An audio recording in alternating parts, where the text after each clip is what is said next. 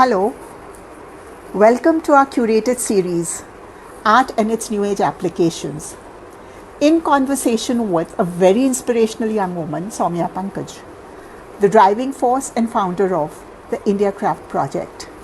Saumya is a visual communication designer and brand strategist.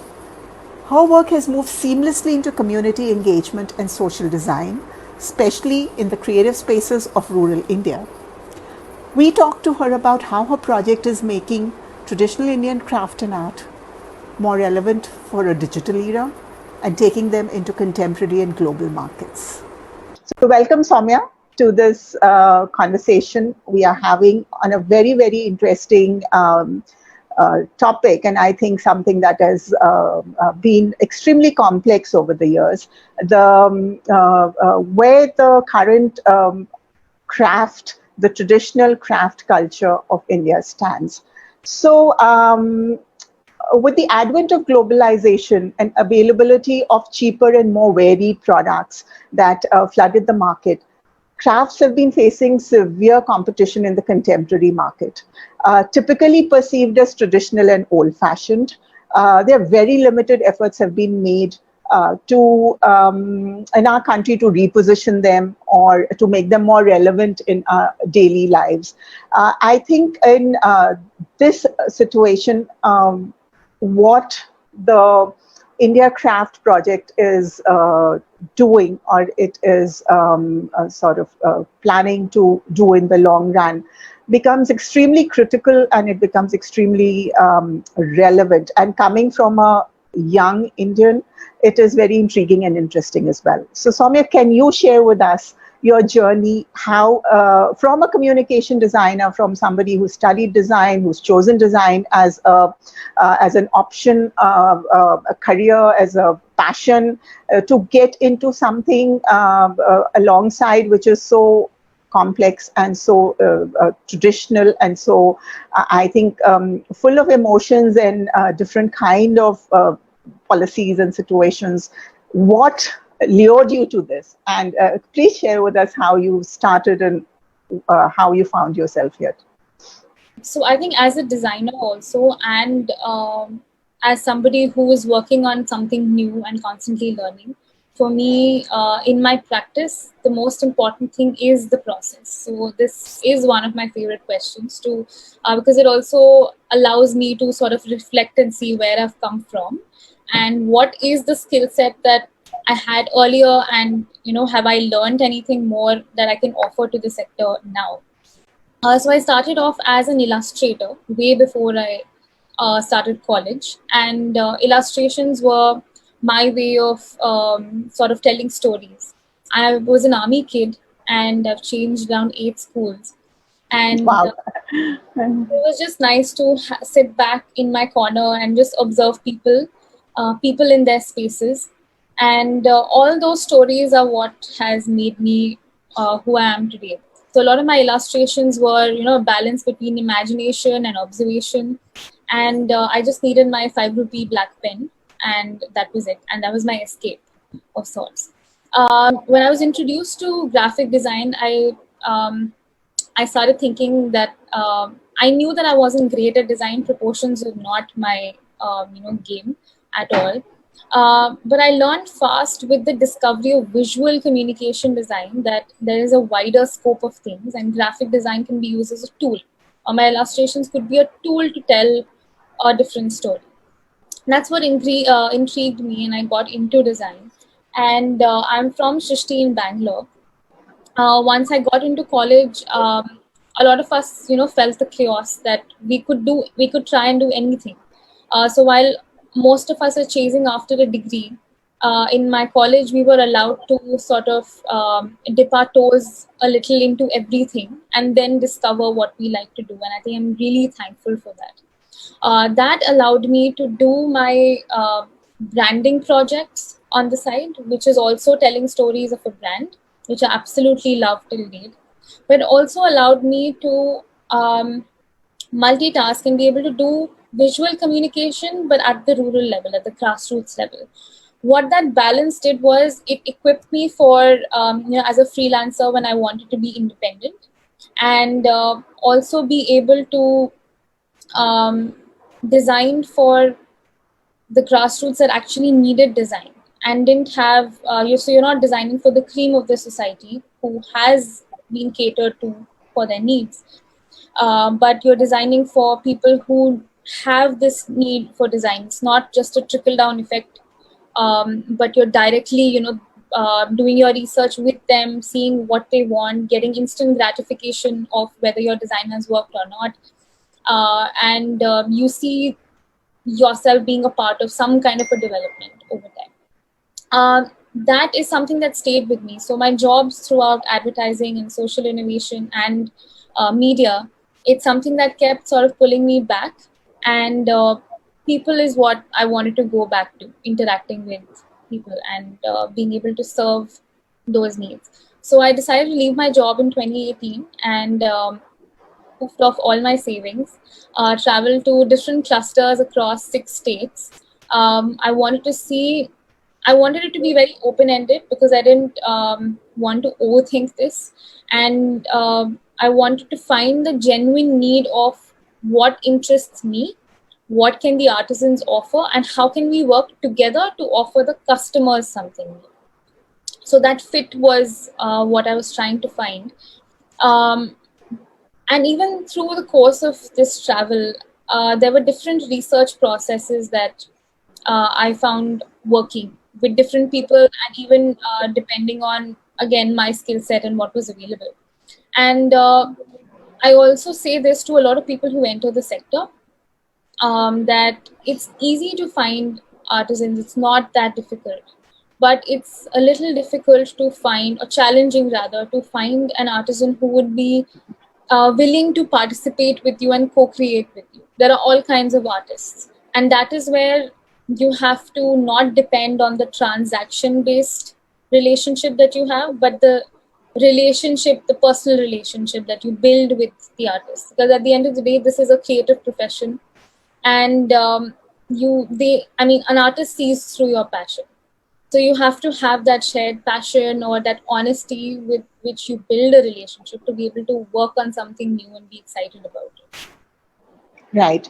So, what interests me is, or rather intrigues me, is that your website says that you are at the intersection of design, consultancy, and experiences. And so, what exactly would that mean? And how complex is it in the context of traditional rural Indian artisans and craftsmen to bring these three things together?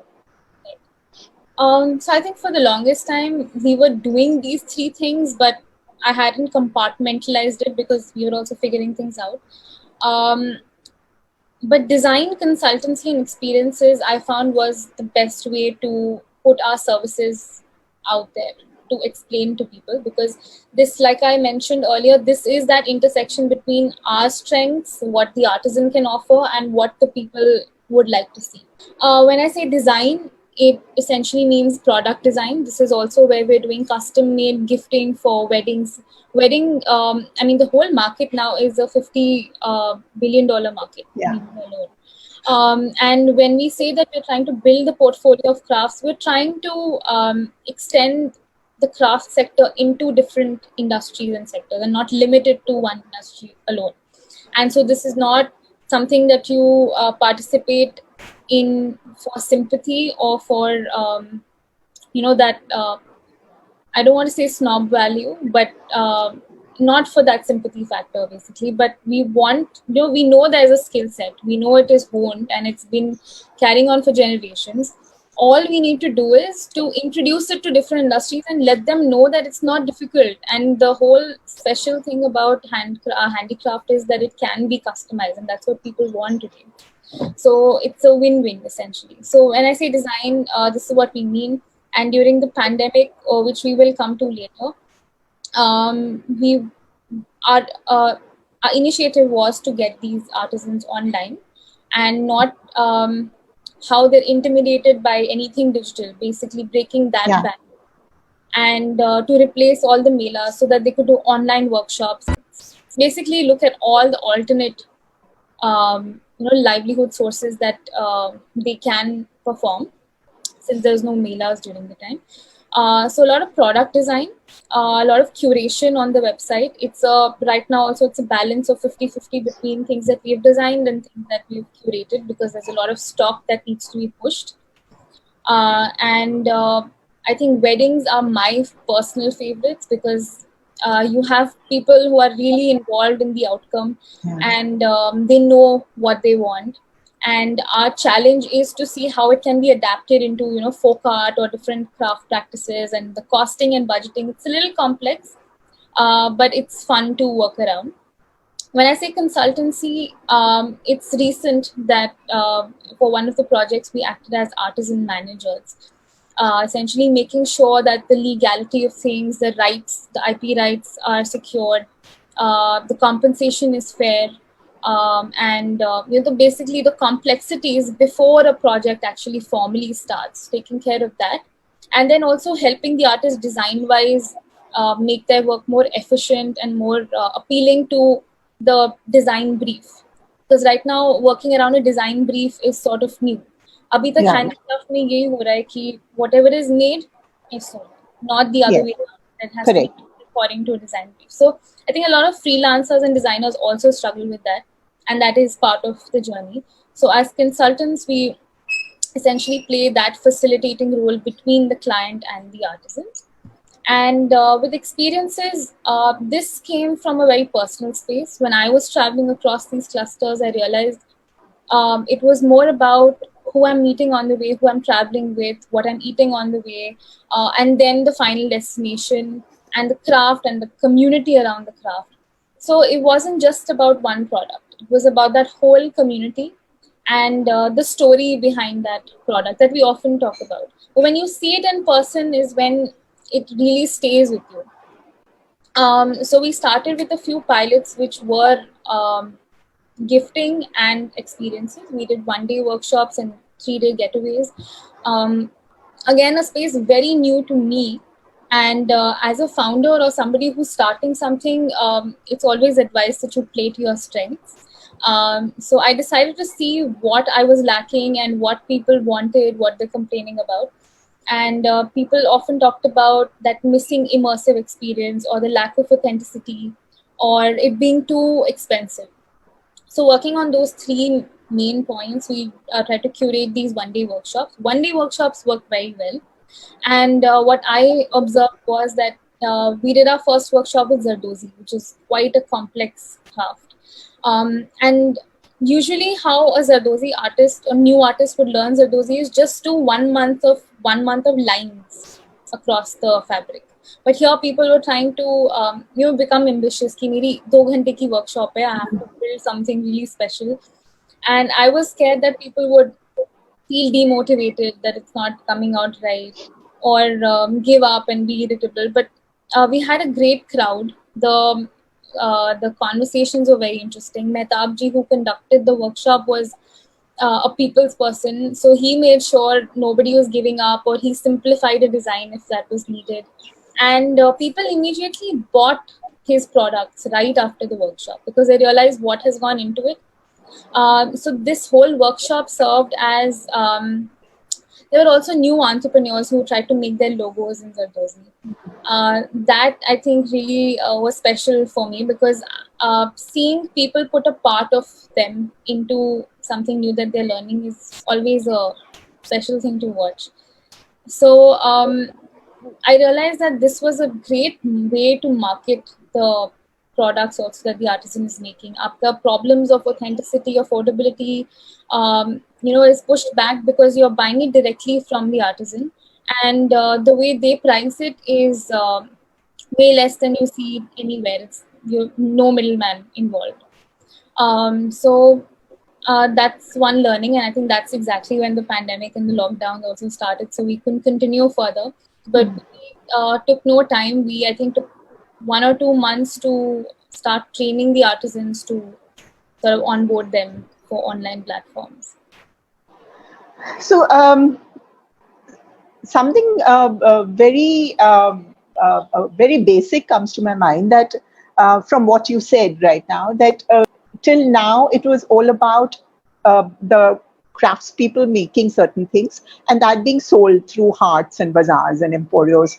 So, how but consumption patterns have changed, and people want customized, and people want more contemporary or some things to suit their taste. So how easy it is to get the artisans to accept that, or how blasphemous it is to to impose designs on them? How ready are they, or how receiving are they? So design is of great interest here, both from the perspective of you as a young communication designer who's who comes with certain contemporary knowledge and tools and technology and a worldview, and the artisans of India who are who've grown up through centuries and skill sets being handed down from within the family, and they functioned in a certain way. So, how complicated is this marriage of giving them, new kind of designs and new usage for the kind of things they are producing, and how receptive are they, and how does your project bring this all together on the table? How receptive are they? I think they're quite receptive. Abhi, especially at such a time when nobody is saying no to any kind of work. But artisans now realize their time's worth, for sure. So if you have a bulk order, they'll be game. Aap kuch bhi design karna hai. What I like about the artisan is when there's a back and forth, which is why we say co-creation.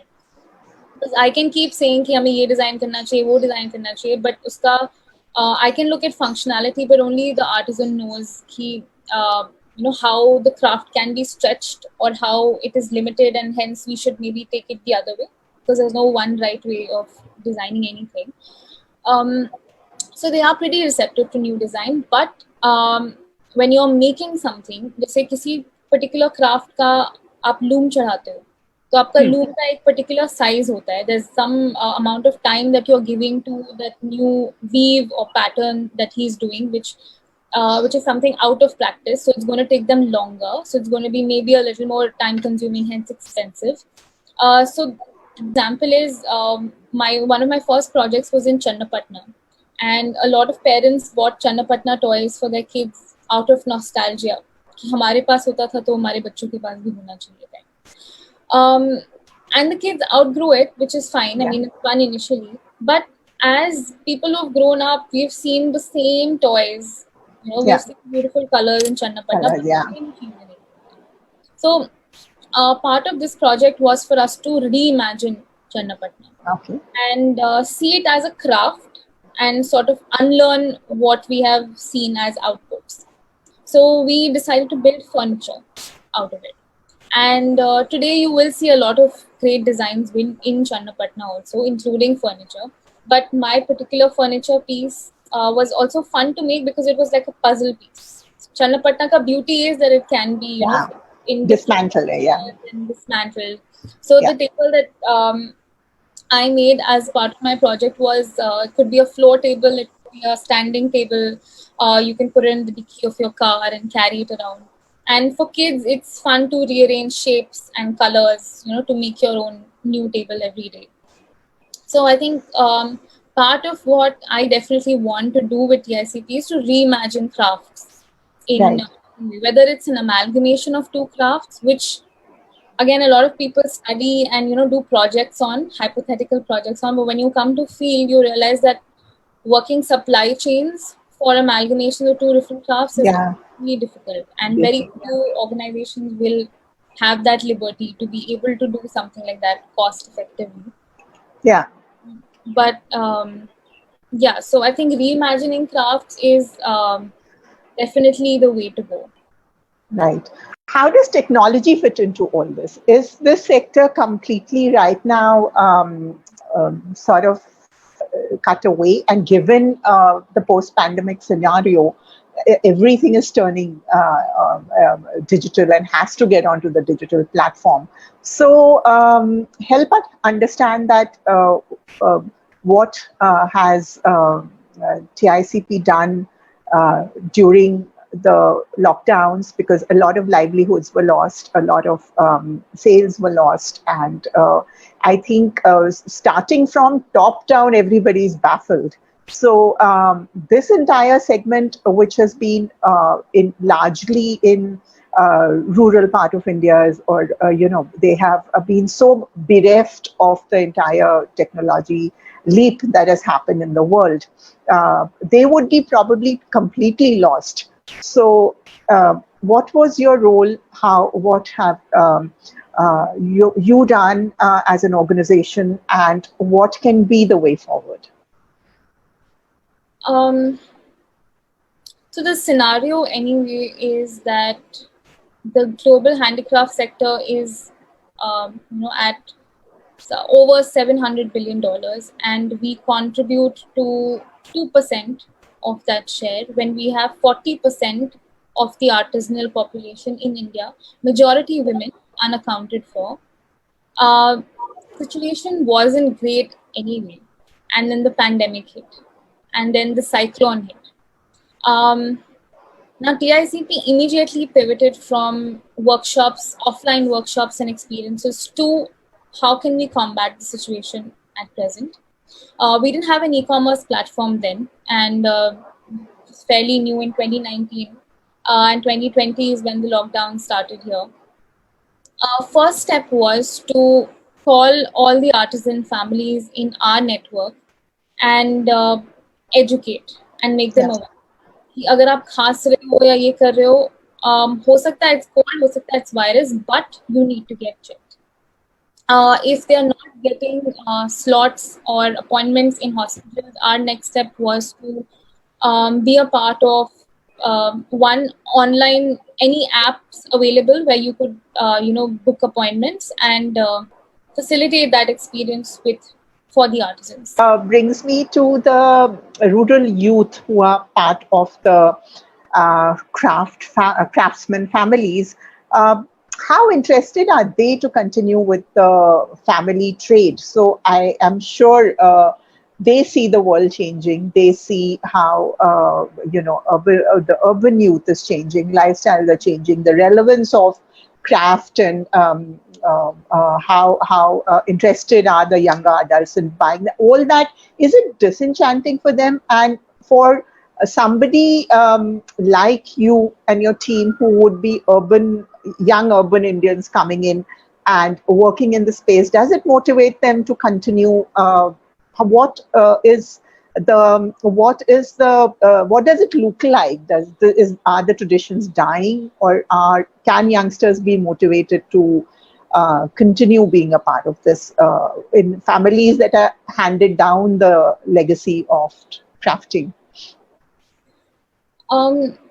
First observation on that for me was when I went on field, and I was this I won't say fresh out of college, but I was still younger compared to a lot of people doing their research in this space. So when the youngsters would see me, or the kids in that community used to see me going around, and I look much, I look like I'm in school. So mostly that is the icebreaker when they say, "Acha, aap kaun si kaksha mein ho?" And then I have to tell them that you can take me seriously. I'm not in school. I'm a professional now. And I think those initial conversations with the kids has been an icebreaker for both of us, both the community and for me to feel at ease in a new community. Because I feel like they can relate to where I come from thanks to WhatsApp and Instagram. They see what the world is outside of their community now. They know it. We are still getting to know it. There are, because of these youngsters, there are a lot of these artisans, whether their parents are artisans or their grandparents are, these youngsters are the ones who built these Instagram pages, and it has driven a lot of sales. There's still a lot of them that I work with are still figuring out how to do business accounts and ads, but I think it'll take no time for them to figure it out. And that's why that's when we also realize that we need to encourage these micro level entrepreneurs, especially these youngsters who are we're not saying engineer ka beta engineer banega, doctor ka beta doctor, artisan ka beta artisan banega. You're trying to say that this is a whole sector. And like how even for design, and I keep coming back to my experiences, because that's how I relate to the craft sector also. That even with design, a lot of people initially thought, "Acha, design, okay, you're a fashion designer." And how design also as a field has opened up in terms of awareness, and even in terms of people finding different interests within design. And you realize that design is that whole umbrella spectrum of, different kinds of sectors and industries and such. Similarly with crafts, so you will have, like any business has all these avenues, even the craft sector has these avenues. So you're not saying कि जो young artisan है उसको skill में ही focus करना चाहिए. आपको of course अपना business run करने के लिए skill का पता होना जरूरी है, where it has come from, how it can evolve, what is the potential flexibility of it, etc. But you can still take up, if you have a design bent of mind, you have a business bent of mind, finances, you can still do different things to keep that sector going. So that has been my conversation with any youngster that I have met, especially if and I mean, a lot of them have taken time. So because I've been able to stay with these communities for 2 weeks or 3 weeks in a row. You slowly build that relationship with them where they'll be open to advice. Otherwise, nobody wants advice. It's been an absolutely fascinating conversation, Saumya. So let's just wrap it up by trying to understand that what is the vision of